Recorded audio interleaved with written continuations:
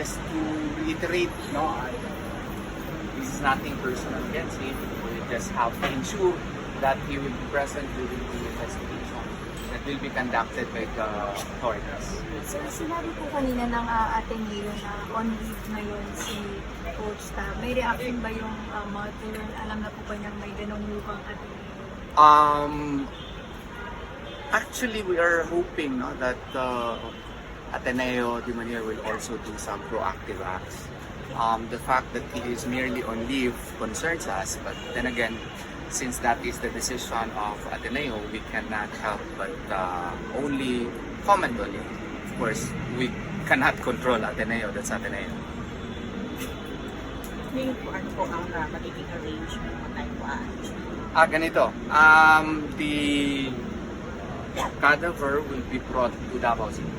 And I was made to understand that at 9 o'clock tonight, alis na papuntang airport, and my associate, Attorney Silahe, will be accompanying the family in order to ensure that they are okay, and they have already secured all the necessary papers for the travel of the cadaver from Manila to Davao.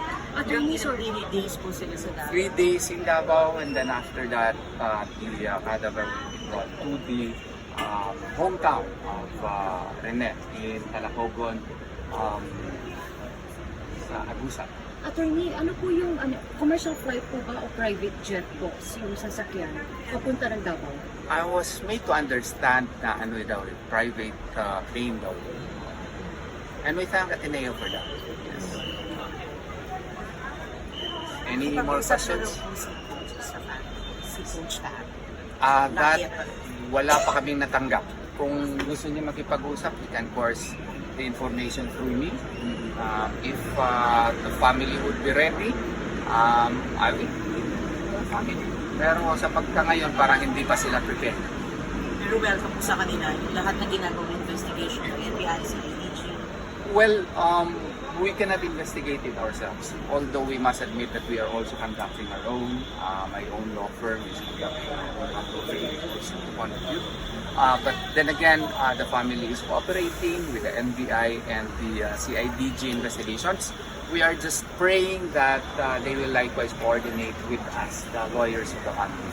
Attorney, last na nabanggit niyo kanina na gusto niyo may action ng Ateneo. Ano ba yung gusto nung mother mangyari lalo na sa coaches, kasi nasabi niyo parang yung on leave? We are hoping that the Ateneo de Manila would cooperate with the investigation, that they would allow the image to be interviewed likewise, be investigated likewise by the authorities without exceptions, and especially the coach, the team composing the advisors of the basketball team.